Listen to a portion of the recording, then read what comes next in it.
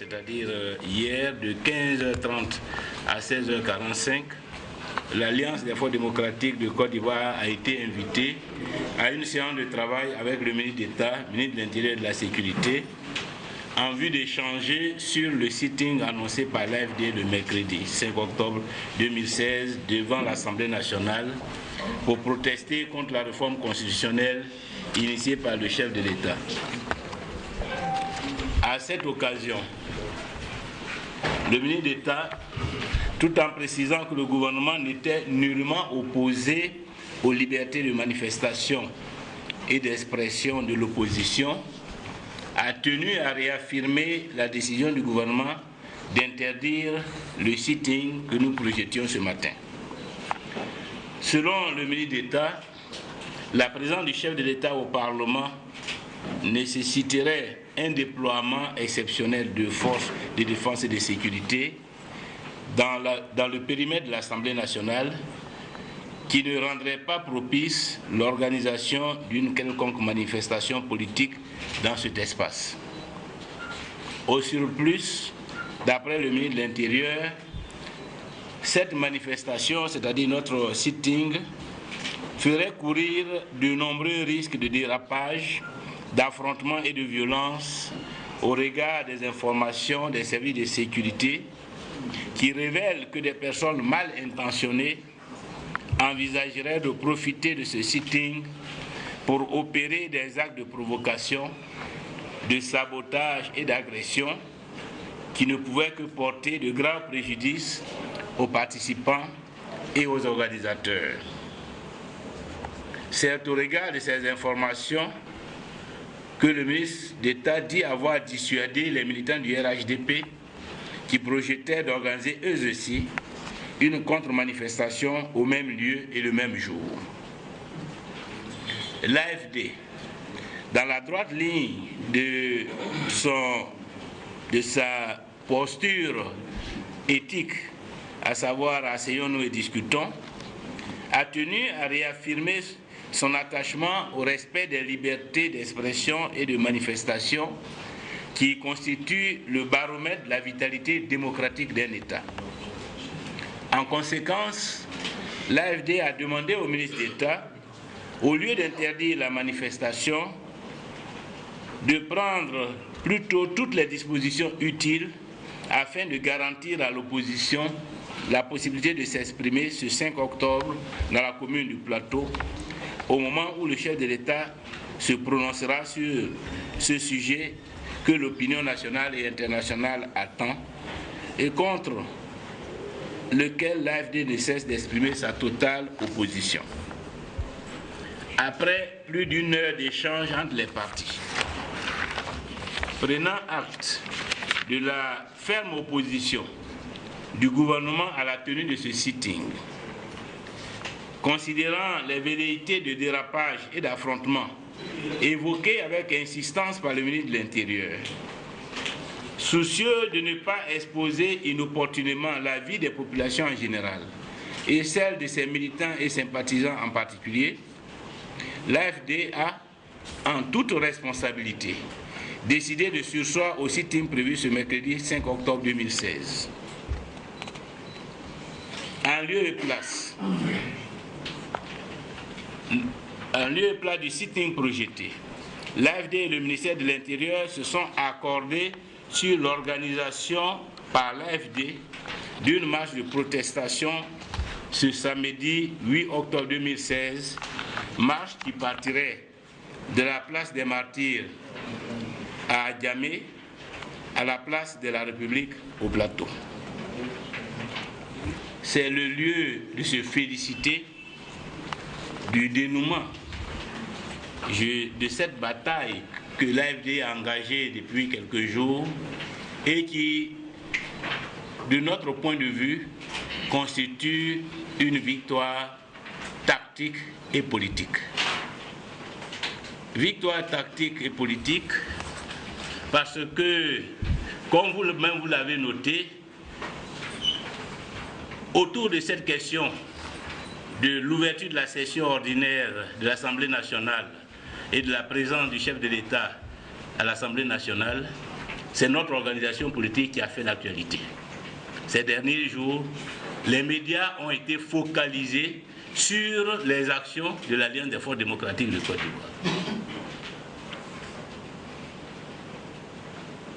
C'est nos positions qui ont été abondamment diffusées dans la presse. En outre, par cette prise de position, l'annonce de ce sitting de ce matin, l'AFD a exercé les pressions les plus fortes sur le pouvoir politique, l'amenant à prendre des décisions antidémocratiques, à s'engager dans des actions qui ont manifesté toute sa fébrilité. Je dirais même ça, une peur panique qui s'est installée au sommet de l'État. Au total, le 5 octobre, ça a été en fait le 4 octobre 2016. L'événement prévu par le 5 octobre s'est passé le 4 octobre. Dans la mesure où c'est la rencontre avec le ministre de l'Intérieur et le dénouement qui en a résulté qui a été l'événement. À partir du moment où l'AFD avait décidé de surseoir à son sitting, le 5 octobre, au plan politique, au plan médiatique, ne représentait plus aucun intérêt. Et le 5 octobre est passé sans que l'on sache exactement quels ont été les éléments importants. Donc pour nous, c'est une victoire tactique, mais aussi une victoire politique. Parce que par cette prise de position, l'AFD a marqué des points importants, à travers tout ce que j'ai indiqué, sans en encaisser un seul, puisque nous n'avons enregistré ni aucun blessé, ni aucun mort, ni aucune arrestation. Nous avons marqué l'opinion, nous avons ébranlé le régime sans en contrepartie subir le moindre préjudice. C'est une victoire pour nous, parce que nous avons manifesté à travers cette prise de position que nous constituons et que nous représentons la principale force politique de l'opposition à l'heure actuelle.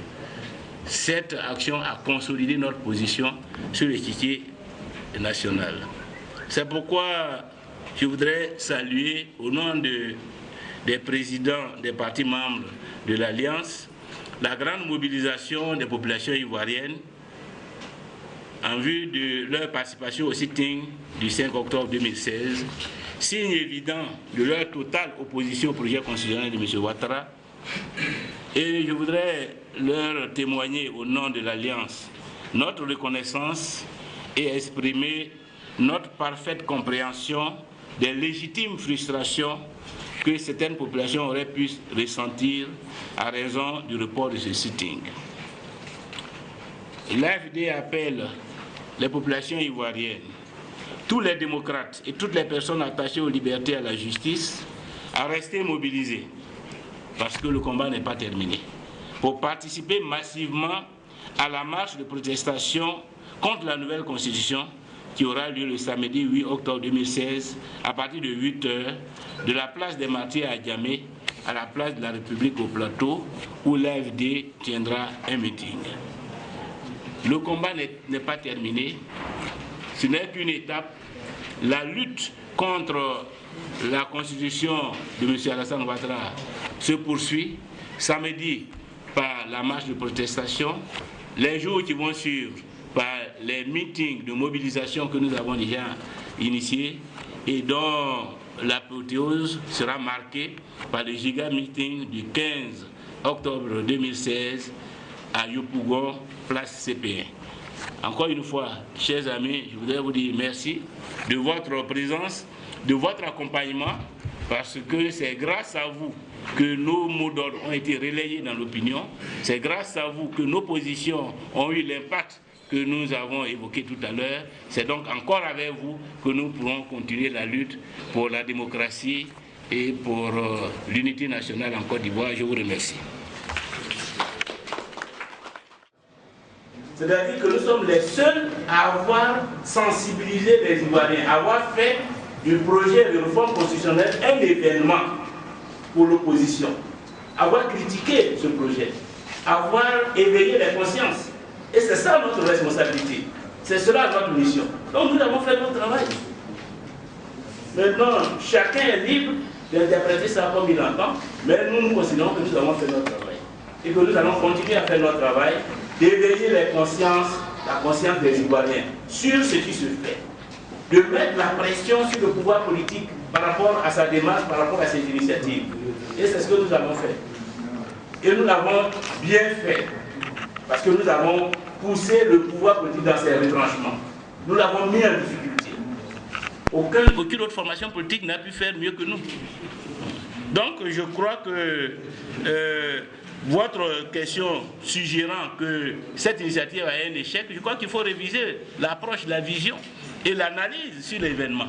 Parce qu'il y a des actes qui ont été posés et il faut, comme M. César Ebrotier évoque la question de savoir si nous avons manqué un rendez-vous, je pourrais embrancher pour dire le rendez-vous avec l'histoire c'était quoi? Parce que pourquoi on dit qu'on a raté un rendez-vous, ça veut dire qu'on avait un rendez-vous particulier avec l'histoire. Est-ce que notre rendez-vous c'était d'aller mettre nos militants en difficulté devant le pouvoir? Est-ce que c'est cela? Est-ce que c'était provoquer, je dirais, des affrontements avec des risques de mort, de blessés, d'arrestation? Est-ce que c'est cela le rendez-vous? Si certains pensent que c'est ça le rendez-vous, oui, là nous avons manqué le rendez-vous avec l'histoire. Mais nous, ce n'était pas ça notre rendez-vous. Notre rendez-vous, ce n'était pas d'aller provoquer des affrontements. Notre rendez-vous, ce n'était pas d'aller mettre nos militants comme une chair à canon vis-à-vis du pouvoir. Notre rendez-vous, ce n'était pas d'aller à une manifestation insurrectionnelle. Ce n'était pas ça notre rendez-vous. Notre rendez-vous, c'est de mettre la pression sur le pouvoir politique. Notre rendez-vous, c'est de l'obliger à reculer, de comprendre qu'il y a, comme on le dit, des hommes en face qui sont prêts à contester les initiatives hasardeuses du régime. Voilà notre rendez-vous. Donc nous n'avons pas manqué. Nous avons été à notre rendez-vous de l'histoire parce que l'histoire retiendra que lorsque M. Alassane Ouattara a décidé de s'adresser à l'opinion nationale et internationale à l'occasion du débat sur le projet de constitution, il y a une organisation politique qui s'est dressée, qui a mis la pression. Et il a fallu que le pouvoir interdise la manifestation. Voilà. Et négocie avec l'Alliance des forces démocratiques pour qu'au nom de la paix, au nom de la stabilité, l'opposition transforme un sitting interdit en une manifestation, à une marche autorisée. Voilà ce que nous avons fait. Et voilà ça notre rendez-vous. Et pour nous, c'est un acquis. C'est une avancée. Parce que nous n'étions pas là et nous n'étions pas dans une logique d'affronter l'armée d'Alassane Ouattara, d'affronter l'État de Côte d'Ivoire. Ce n'est pas notre objectif. C'est peut-être l'objectif de certaines personnes, mais nous, ce n'est pas notre objectif. Parce que nous faisons de la politique. Et la politique aussi, c'est la stratégie. Et la stratégie, c'est la manière de combattre un régime, la manière de tenir compte du rapport des forces. Nous n'avons pas une armée pour aller affronter l'armée de Côte d'Ivoire. Nous n'avons pas toute une administration pour aller affronter l'administration de Côte d'Ivoire. Nous sommes avec l'État de Côte d'Ivoire dans des relations asymétriques. Ils ont la force publique, ils ont la force brutale pour eux. Nous devons avoir notre intelligence pour nous. Et dans cette relation asymétrique, dans ce combat asymétrique, celui qui n'a pas la force doit savoir manœuvrer. Et nous manœuvrons par le harcèlement. Nous ne manœuvrons par la guérilla. Nous ne manœuvrons en poussant l'adversaire, mais en évitant l'affrontement des deux forces. Parce que nous savons que dans ce combat-là, c'est nous qui allons laisser des plumes. Or, ce n'est pas ça notre objectif de laisser des plumes. Notre objectif, c'est de garder nos ressources pour continuer le plus longtemps possible le combat. Donc, nous avons travaillé par rapport à nos moyens, par rapport à notre stratégie, et nous pouvons considérer que nous avons avancé dans ce combat contre le pouvoir. Maintenant, si certains croyaient que l'objectif, c'était de faire la guerre à l'armée ivoirienne, ils se sont trompés sur notre compte. Ce n'était pas notre objectif. Sylvain, bon lancé dans l'opinion, mais vous avez pratiqué, abdiqué, pouvez-vous... Je ne vois pas où se trouve le fait d'avoir abdiqué. Nous avons mené notre combat jusqu'où nous avons décidé de le mener. Et nous n'avons pas pris un contrat avec quelqu'un pour lui dire que nous allons affronter l'armée de Côte d'Ivoire ou le pouvoir de Côte d'Ivoire, y compris physiquement. C'est nous-mêmes qui avons décidé de faire notre sitting. Ce n'est pas quelqu'un qui nous a obligés à faire le sitting. Et nous n'avons pas fait une conférence nationale pour décider de sitting. C'est en notre sein, en tant qu'organisation politique, de façon responsable que nous avons décidé de faire le sitting. Et nous avons mené ce combat jusqu'au niveau où nous avons décidé de dire on arrête là. Je ne comprends pas pourquoi certains sont frustrés. C'est nous qui disons arrêter là. Parce que nous savons qu'à partir de là, on a fait suffisamment. Et qu'il nous faut arrêter et passer à autre chose. Où est le problème? Moi, je ne comprends pas. Où est le problème si nous décidons de faire un sitting et qu'à un moment donné, on dit qu'on ne fait plus le sitting, on va faire une marche? Où se trouve le problème? C'est notre droit. Et notre décision est motivée par notre analyse des situations, par notre projet d'avenir. Maintenant, si des gens sont frustrés, mais on s'excuse, hein, mais ils peuvent maintenant faire leur sitting et atteindre l'objectif qu'ils veulent. Nous, au niveau de l'Alliance, nous avons décidé de faire un sitting le mercredi 3, le mercredi 5. Et nous avons mis la pression pour faire ce sitting, jusqu'au niveau où nous sommes parvenus et où nous nous sommes rendus compte que là, nous ne pouvons pas aller plus loin, qu'il fallait voir comment nous concluons ce bras de fer avec le pouvoir. Et nous le concluons en obtenant une marche autorisée le samedi 8. Où se trouve le problème? Cela va. Je pense qu'il faut d'abord saluer notre, je ne dirais pas notre génie politique, mais notre dextérité de pouvoir transformer un sitting qui est interdit avec un pouvoir qui était prêt à réprimer, y compris dans le sang, qui nous dit qu'il y aura des infiltrations, qu'il y aura des casses, que nous réussissons à transformer ça en une marche autorisée. Mais il faut parce que la marche là, si on restait dans la situation normale, je suis sûr que le jour où, après les mobilisations, à travers les meetings, nous décidions de marcher, c'est tellement que ça allait faire l'objet d'âpres négociations. Or, on vient de l'obtenir à l'issue de ce processus où nous avons mis comme objectif, comme barre, sitting. Mais dans la vie, là, qui réalise à 100% ces projets? Qui dit qu'il va faire ceci, cela et qu'il le réalise? Nous, on l'a réalisé, tu veux dire 80%, et le sitting qui était prévu, nous le transformons en marche de protestation. Moi, je ne vois pas où se situe le problème. Je ne vois pas où se situe le problème. Maintenant, il y en a qui voulaient voir peut-être du sang, des gaz lacrymogènes, des morts peut-être. Je peux comprendre qu'ils soient frustrés, mais tant pis pour vous. Hein. Tant pis pour vous, c'est pas pour ça que nous on se bat. On se bat, on n'est pas des acteurs de cinéma ou d'un théâtre, et puis les gens vont nous voir, comme ça on va s'étirer et puis ils sont contents. On va attraper les gens, les mettre en prison et puis ils sont contents parce qu'ils ont vu du sang, ils ont vu de la sueur, ils ont vu... Non, on n'est pas là pour faire plaisir à des gens qui ont peut-être des fantasmes. On n'est pas là, nous on fait la politique. Et la politique que nous faisons, son objectif c'est qu'on veut prendre le pouvoir. Parce que le combat que nous menons contre le régime, c'est le chasser du pouvoir et prendre sa place. Voilà notre objectif. Et cet objectif-là ne se résume pas à un sitting. Ce n'est pas avec un sitting qu'on va chasser Ouattara. Celui qui croit qu'un seul sitting suffit pour chasser Ouattara, il se trompe. Donc nous ne résumons pas toute notre action dans un sitting. Si donc, à un moment donné, le sitting est un moyen, si à un moment donné, ce moyen-là, nous pourrons le transformer en un autre moyen, nous le transformons pour poursuivre notre marche. Et c'est ce que nous avons fait. Et c'est comme ça qu'un homme politique avisé fait. C'est comme ça que n'importe quel citoyen d'ailleurs fait. Moi je ne comprends pas pourquoi les gens disent parce que vous avez dit sitting, faites-le obligatoirement, quel qu'en soit le coût, quelle que soit la condition. On n'est pas là pour obéir aveuglément aux injonctions de certaines personnes qui sont assoiffées de sang. Souverainement de transformer le sitting du 5 en une marche le 8.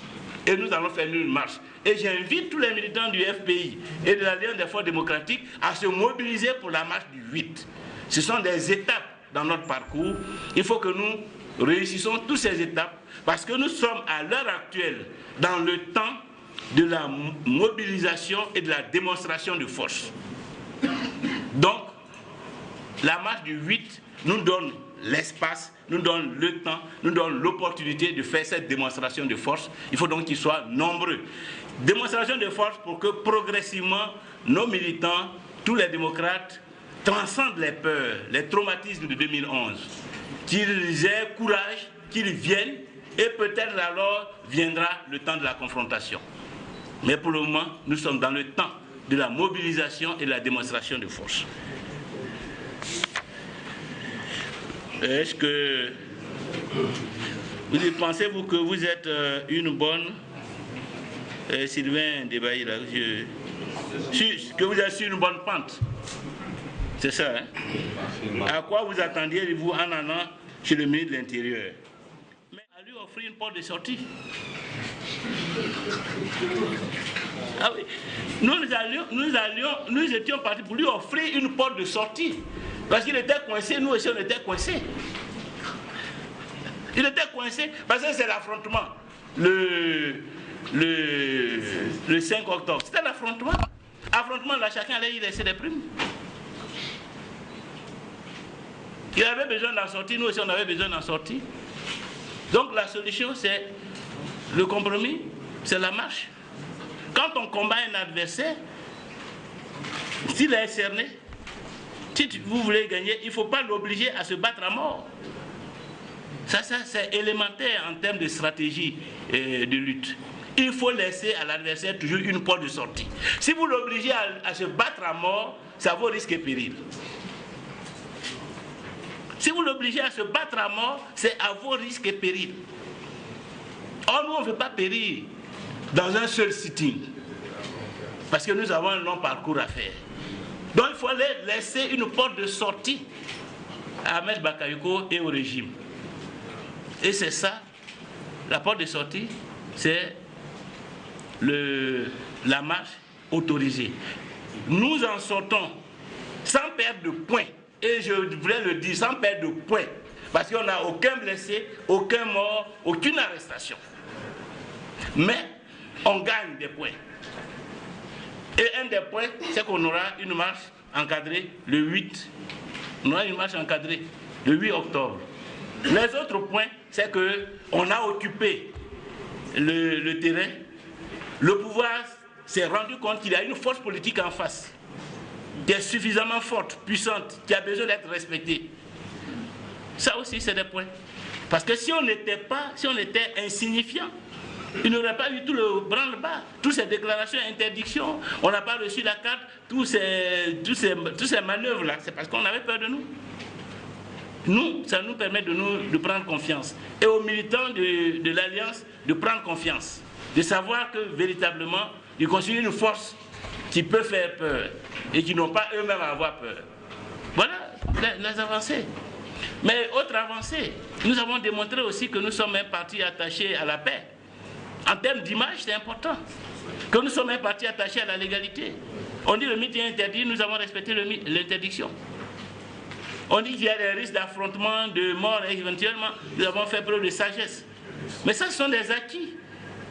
L'image, c'est aussi une valeur fondamentale dans une lutte. Et vis-à-vis de ceux de l'opinion nationale, en dehors des radicaux qui veulent voir du sang, l'Ivoirien moyen qui veut la paix peut savoir qu'à travers l'Alliance, on a une organisation responsable. On a des gens qui veulent vraiment l'intérêt national, qui ne se battent pas pour détruire le pays, mais qui se battent pour faire avancer des idées. Et ça aussi, ce sont des acquis importants qu'il faut savoir situer. Donc, je crois que, au total, en allant, comme vous le dites là, en allant chez Ahmed Bakayoko, on allait pour lui offrir une porte de sortie.